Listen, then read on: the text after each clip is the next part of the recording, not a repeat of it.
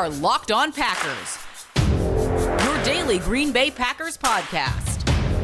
Part of the Locked On Podcast Network, your team every day.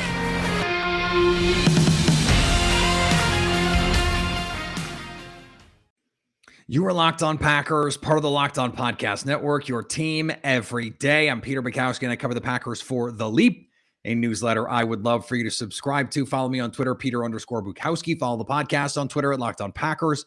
Like us on Facebook. Subscribe to the podcast, iTunes, Spotify, Google Podcasts.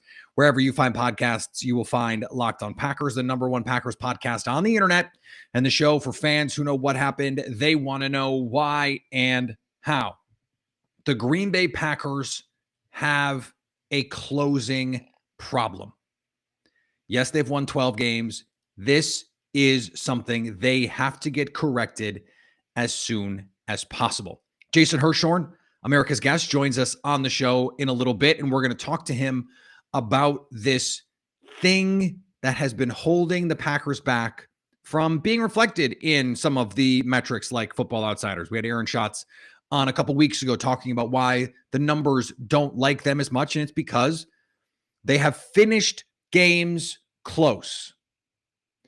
I have pushed back at times over that, and I did this in 2019 as well. The Packers were better than their point differential, which affects things like Pythagorean win expectation and approximate wins and all of these formulas that we can use and that I like and I think are useful.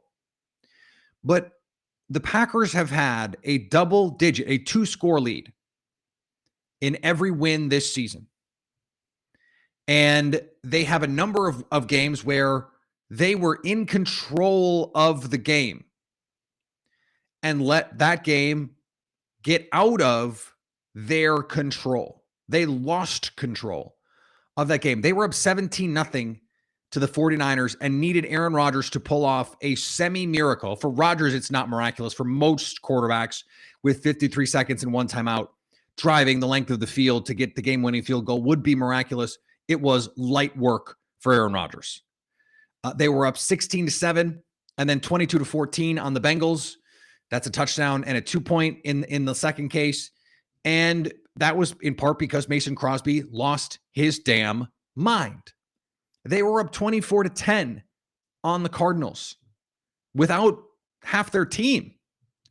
They were in control of that game until late. They were up 36-17 on the Rams, a game that they would have won by double digits had Mason Crosby made a chip shot field goal at the end of the game. Now, that's a troubling trend, but that is the reality of how they play down to down, play to play. They did dominate that game in a way that the final score does not reflect. Against the Baltimore Ravens, they were up 31-17. That game, that felt like they were in full control of that game, and they let Baltimore get back in it. They were up 24-12 on the Cleveland Browns and let Cleveland basically run their way back into the game. Now, they dropped at least one, but probably two interceptions after that point that would have sealed the game. Devontae Adams had a drop that would not have allowed the Browns to go down and try and tie the game, score, whatever it is, win the game. He couldn't secure it. This is a two-part problem. This is not just, the offense or, the defense. But I want to offer a solution. I don't even want to dig into the problem yet. I want to offer the solution first. This defense, I like the approach of too high coverages, force teams to run the ball, and bet that your offense is going to be more efficient than theirs. I think that is a good plan, especially in the first half. Now, the Packers defense has not played well. They are one of the worst first quarter offenses in the league. They are the best second quarter offense in the league for whatever reason. They're going to fight back. And as I said, they're going to take leads in these games. We know they are. They have in essentially every game this season. And certainly with Aaron Rodgers, we know that they're going to score a bunch of points. This defense plays a little too passive with a lead. And I know that seems like a weird thing to say, because what you want is to not give up quick scores to opponents when you have a lead. If it's 31-17, the last thing you want to do is give up a 2-play 75-yard touchdown. Except you're giving the ball back to Aaron Rodgers. You're giving the ball back to Aaron Rodgers and an offense that loves to control the clock, that controls the tempo, that controls everything that's happening on the field. This is an offense that is capable of being a quick score offense, but they are precise. They can be surgical. Quick passes, run game, boot action, screen game, receiver screens, RPOs, and they will methodically move the ball down the field. So if it's 31-17 and you give up that quick score, you need to trust your offense to possess the ball and move it. And they need to do that. The Browns game, part of the reason why they weren't able to push that lead was not just the defense, it was the offense going 3 and out in consecutive possessions in the second half. If you're going to be, and this is exactly my point, actually, if you're going to be this team that wants teams to drive the ball down the field, to go 10, 12, 15 plays, then in the second half of these games with leads, you're putting a lot of pressure on your offense in these situations. If it's 24-12 and you give up a quick score, then you want your offense to be able to possess the ball, right? You're limiting the number of possessions. 1 3 and out then becomes more impactful because you are limiting the number of total possessions that your offense is going to get. Now, the reverse is true, but this Packers offense has not been forcing 3 and outs at a high rate. They are allowing teams to get first downs. They're allowing teams to move the ball. And so they're not going to get the ball back quickly. So any 3 and out, any punt becomes that much more impactful. What I would like to see is I'm fine with some of the conservative play early. And then take the reverse approach that conventional wisdom would say is the prudent approach. Take a little bit more risk with the lead. Try and end it. Try and get that sack. Try and force that interception. Try and force that sack fumble. Try and create a little bit of pressure, a little bit of chaos. Because saying, okay, well, we're going to make you drive 10, 12, 15 plays, it now puts the pressure back on your offense. And I know I'm talking out of both sides of my mouth in a way because I'm saying, well, trust your offense. And yes, but if the game turns into a shootout because you're giving up quick scores and then the Packers are getting the ball back, who would you rather be in a shootout with than Aaron Rodgers? And the more possessions he gets, the more times he has to potentially score. And if he gets 4, 5, 6 chances in a half, he's going to score in a couple of them. But if he gets 3 chances, all of a sudden 1 3 and out, 1 negative play becomes that much more impactful. This is just the numbers game. 1 bad play, and we saw this on Saturday against the Browns. They try and run an end around. By the way, an end around that the Browns ran twice to great effect. And they lose 10 yards on it because it's not executed well. That play now has devastating effects because you get limited opportunities to possess the ball. I am advocating an approach whereby you attack an opposing offense a little bit more. Try and create the turnover. Try and create a 3 and out. Try and create the negatives that get you the ball back and give your offense more opportunities to put the game out of reach. And who knows, you might create a turnover. You might create a negative, a splash play to give your offense that chance to really stomp on someone's neck. So the other part of this is they can find a bit of a middle ground here and just play a little more aggressive down to down, play to play. They are still playing, especially lately, way too soft. You go back and watch the tape from this Browns game. 2nd and 7 inside the 15. They're playing at 8-9 yards and bailing. It's free yards. You're begging the Browns to pick up the first down. 4th and 1. Russell Douglas is at 7 yards depth and in his pedal. Explain it to me. That makes no sense. Now, getting Jair Alexander back, maybe he doesn't do that. Or maybe he's better at driving on the ball because he's more explosive. We'll see. We don't know if Jair Alexander is going to be out there. The Packers have a new set of players hitting the COVID list. None of them are starters. None of them are really even that impactful in terms of their arrival on the COVID list. But they join guys like Marquez Valdes-Scantling, who are. And, someone like MVS, he's going through a difficult time right now. Had a tragic death in the family of a child. And who knows if he's going to be back this week. They can't afford this kind of second half malaise. You need them playing aggressive down to down. And it's the same logic. I get wanting to play the two shell, saying we dare you to beat us down the field. That doesn't mean play totally passive. And they haven't. You watch them in some of these other games. Yes, they're playing off, but they're not playing soft. They're playing at 7 yards, feet in the ground, and it's shuffle drive rather than pedal drive. There's a difference there. Hold your ground. And in the red zone, they're playing, not only are they playing off, but then they're bailing. It doesn't make sense. And if you take away some of those easy gimmies, that makes a world of difference too.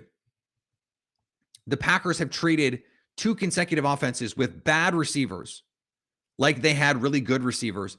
And what I'm beginning to get a little concerned about with Joe Barry is an inability to react in game and week to week to the team that you're playing. He's kind of just playing the hits. He's saying, this is what we run, and so we're going to run it against you.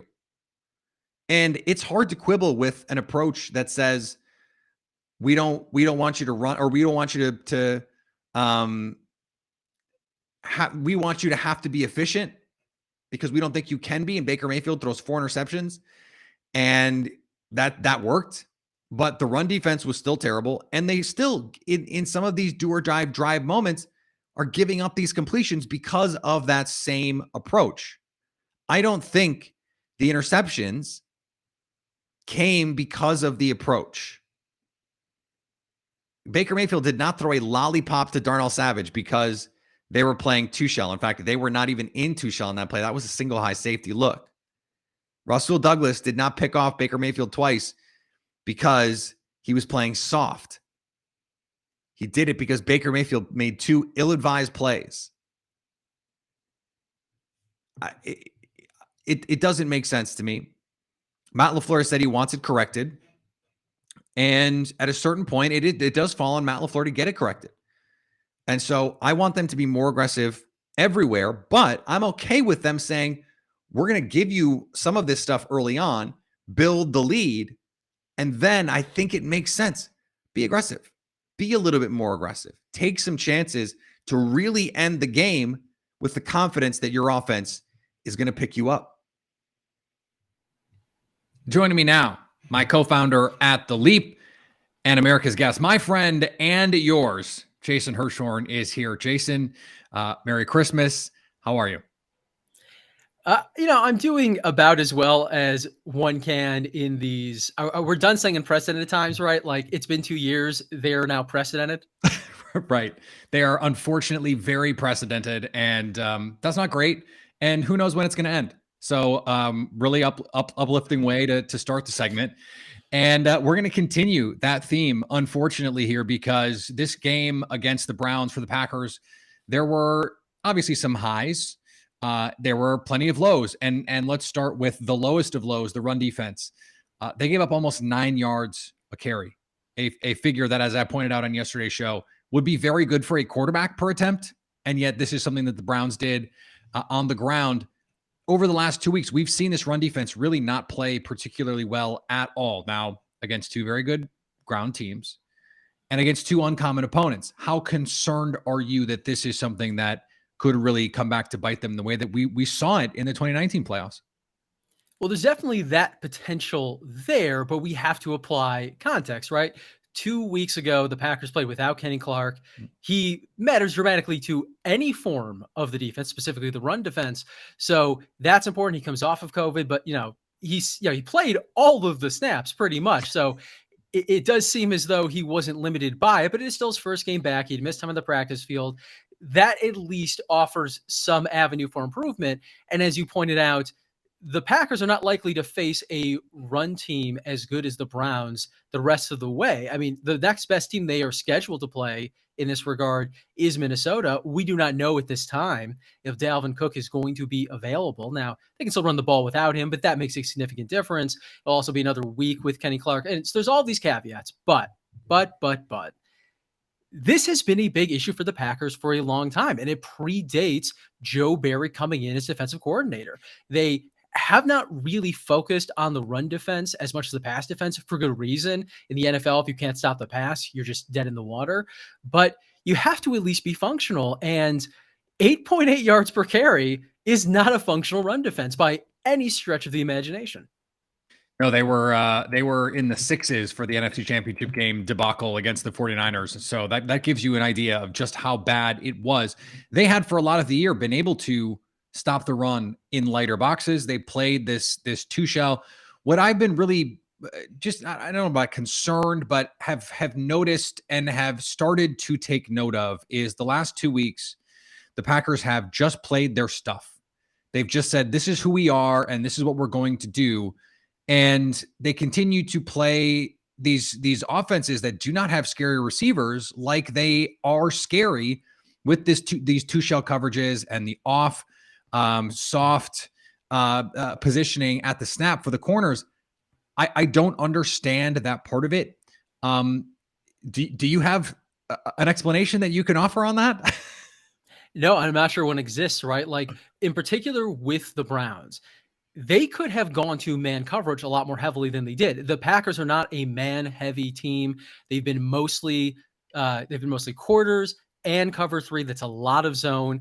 But that is a team, as you pointed out, they don't have the receivers right now to beat you. And for reasons that I don't think either one of us understand, they were trying to pass a lot more, during the middle late of that game. So with that noted, they need to be more adaptive, especially when we've seen on the other side of the ball, the Packers have made a lot of these post-bye week evolutions. We've written at the Leap that a lot of those core concepts that were, just staples in the 2019 and 2020 version of this offense, it kind of went away the first half of the 2021 season. Those are coming back strong.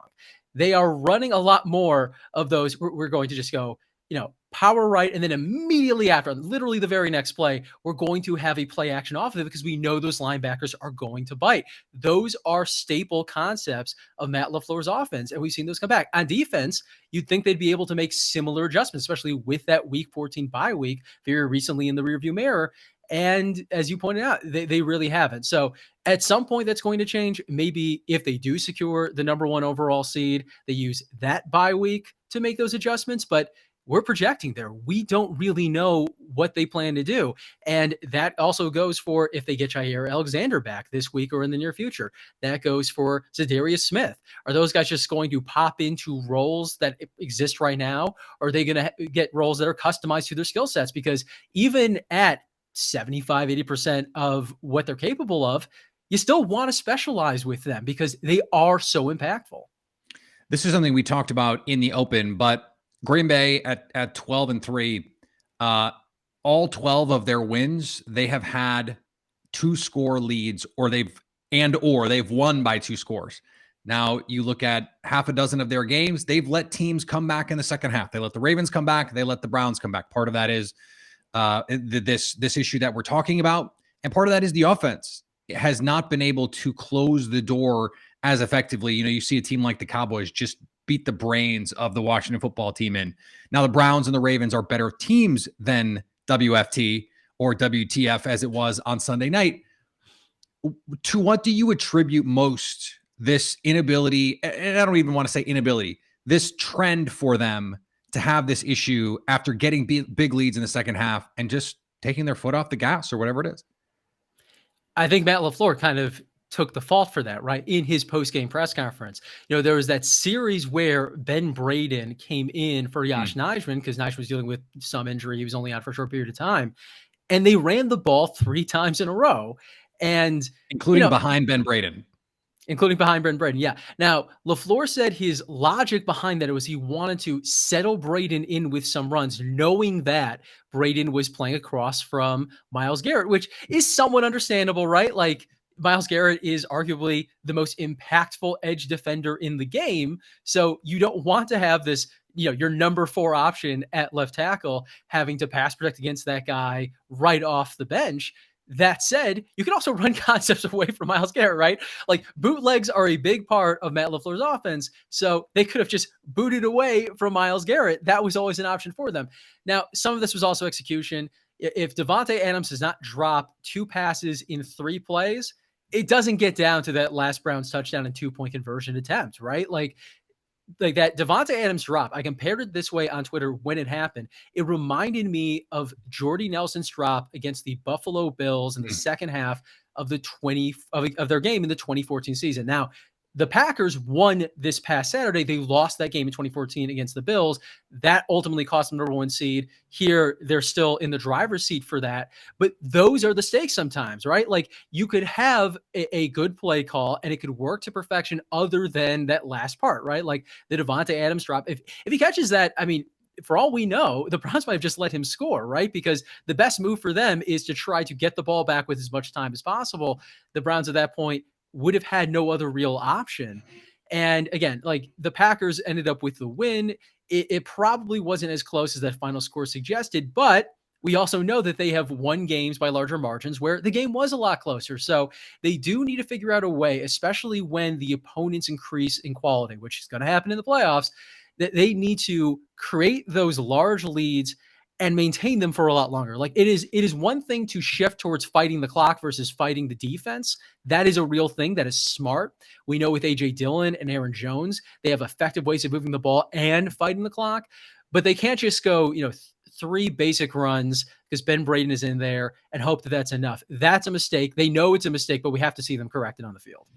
Yeah, and as Matt LaFleur also said after the game, they tried to run a little end around that, but was not executed well. It was not blocked well, and they lost 10. And all of a sudden, now you're in bad down and distance. You're behind the sticks, and you're struggling. One play like that can make a big difference. You mentioned Yosh Nijman, and you wrote about him in our Monday newsletter on the Leap. He is not just becoming a stabilizing force as a left tackle 3, which he has been and is. He is now open to discussions about his future on this team, which I will raise my hand. I never thought that would be the case with him. So where are you with Nijman at this point, and what can he be for the Packers? I actually feel like you're not giving yourself enough credit. In one of our very first articles for The Leap, we were trying to predict what we thought would be the most surprising 53 player retention. You put Yosh Nijman, and that was not considered a fait accompli at the time. Now, still, no one expected this out of him, right? Like, he's an undrafted free agent. He had injury issues at Virginia Tech. He had some of those issues, honestly, early in his career in Green Bay. So for him to come this far along, to not just the point where he's steady enough at left tackle that can run more or less their basic offense, but he's just good in pass protection. We don't have to qualify it. He played across from Myles Garrett. And granted, Myles Garrett was dealing with a groin injury, but it is still Myles Garrett. He made his presence known. And Myles Garrett got a few pressures, no sacks. That's a tremendous day for anybody, let alone someone with Josh Nijman's background. So you look at what he is long-term. Now, he only has one accrued season under the NFL CBA. That means that this offseason, he will be considered an exclusive rights free agent. The Packers can offer him a minimum contract. And at that point, no other team can even have talks with him. So it's pretty safe to assume that unless the Packers decide for some reason they don't want him, he's going to be back in Green Bay. But it's sort of, what does that mean? Is Nijman going to come back as a swing tackle? Certainly a high quality option if that's the case. Do they bring him back with a then fully healthy David Bakhtiari and say, okay, let's look for ways that we can save money elsewhere because the cap is going to still be very difficult for them to deal with this upcoming offseason. And do they find a way to move Billy Turner, free up some money there? I think they say between $3 and $4 million by doing that. And Nijman becomes your preferred starter at right tackle. That's certainly an option too. Do they offer Nijman the contract, sign him to the contract, and then maybe trade him for a pick? That is also on the table again, because there aren't that many good offensive linemen in the league, let alone guys who can play left tackle. And Nijman has shown at a minimum that he can hack it there at a consistent level. So the Packers find themselves in a very good position with him. They didn't want to find out how good Josh Nijman was going to be, but they had to. And now they know that he's someone who could figure into not just their 2021 season, but into their not too distant future. Yeah, and Billy Turner's contract, he does have a base salary over $5 million in 2022. They worked into some void years this past offseason, and it felt like a move that they would make, understanding that they were going to move on from him after this season. But we'll see on that one. Moving forward here with the Minnesota Vikings, this is a team that is a chaos agent. And they beat the Packers once this season in a game that was nip and tuck the entire way. Actually, the Vikings jumped out to a big lead. Green Bay comes roaring back. They go back and forth in the second half. We don't know if Dalvin Cook is going to play, but we do know Mike Zimmer has had some success against Aaron Rodgers. We don't know if Marquez Valdes-Scantling is going to be able to play in this one. We don't know if anyone else is going to get COVID between now and then. But what else has changed, if anything, from the last time these two teams played that would make you say, okay, this is why the game will be different this time? Going into that game with Green Bay earlier in the season, not that long ago, but still, several weeks ago, Kirk Cousins was playing at a consistently high level. Since that game, and even including parts of that game, he has gone full Kirkland signature Cousins. He may have had his worst game, not just this season, but of the last few years this past weekend. Now, that doesn't mean he can't turn around and have a good game, but Kirk Cousins appears to have, hit that ceiling and is now coming down. So when you have an offense that's playing without its well, maybe not its best player at this point, because Justin Jefferson appears to be ascending to the very highest levels of the receiver position, but the player around which their offense is built, Dalvin Cook, again, we don't know if he's going to play. He could be back. That's still up in the air. 10 days from him getting on the list will be Saturday. So this will be right after that. It's very, very close. We've seen statistically that even players who have been vaccinated tend to take 10 or more days to come off that list. So we'll just have to wait and see what happens with that the Vikings themselves do not know.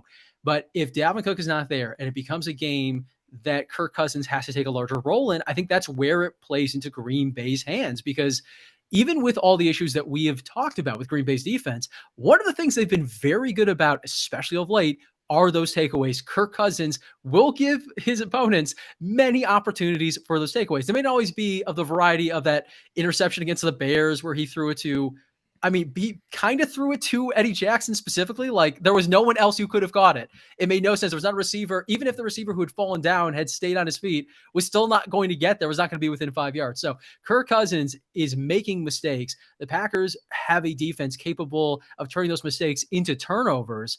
And they don't need more than one of two of those to put that game away, given what the offense is capable of. Because that Vikings defense, which had been struggling even when the Packers last saw them, it's performing at a lower level now. So given all those things, given that the game is in Green Bay, you have to feel, assuming that there's no random thing like, 3/5 of the Packers offensive line goes on the COVID list or something extreme, you have to think the Packers feel pretty good, or should feel pretty good at least, about this matchup.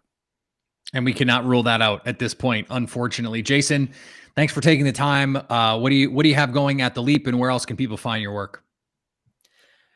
Well, the next article up on the Leap will actually be from you, and I've not even heard your topic yet, so that'll be a surprise for all of us. I will be writing for the Leap on Wednesday. I already have an idea of what that's going to be, but I'm going to wait to see what you write to make sure we don't overlap too much. You can find the rest of my work on Twitter at @by_JBH. I tweet it out. You can find it at SBNation.com, NFL.com, and hopefully in the not too distant future, again on your podcast. Thanks, Jason. Thanks to Jason again for joining the show, America's guest. Go subscribe to The Leap. We would love for you to do that. Thanks again for making Locked On Packers your first listen of the day. Make sure to go check out the Ultimate College Football Playoff Preview 2021. Local experts, betting advice, and draft analysis. The most comprehensive college football playoff preview is live now. Today's episode is brought to you by our friends at Bet Online. Bet Online is your number one spot for all your sports action this season, with more props, odds, and lines than ever before as college football continues its march through the bowl season and the college football playoff. Plus, the pro playoffs are almost here. Head to the website or use your mobile device to sign up today and get a 50% welcome bonus on your first deposit. Just use the promo code Locked On to get that bonus. From basketball, football, NHL, boxing, UFC, right down to your favorite Las Vegas casino games. Don't wait to take advantage of all the amazing offers for the 2021 season. BetOnline is the fastest and easiest way to bet on all of your favorite sports, so don't wait to take advantage of all the new amazing offers available. BetOnline, where the game starts. All right, we're going to be back tomorrow. Zayu doing back in full effect. Crossover Thursday as we get set for Packers Vikings in primetime Sunday night football. I hope everyone had a happy holidays. We're right back at it. That's what we do. Follow me on Twitter, Peter_Bukowski. Follow the podcast on Twitter, Locked On Packers. Like us on Facebook. Subscribe to the podcast, iTunes, Spotify, Google Podcasts, wherever you find podcasts, you will find Locked On Packers. And anytime you want to hit us up on the Locked On Packers fan hotline, you can do that 920-341-3775 to stay Locked On Packers.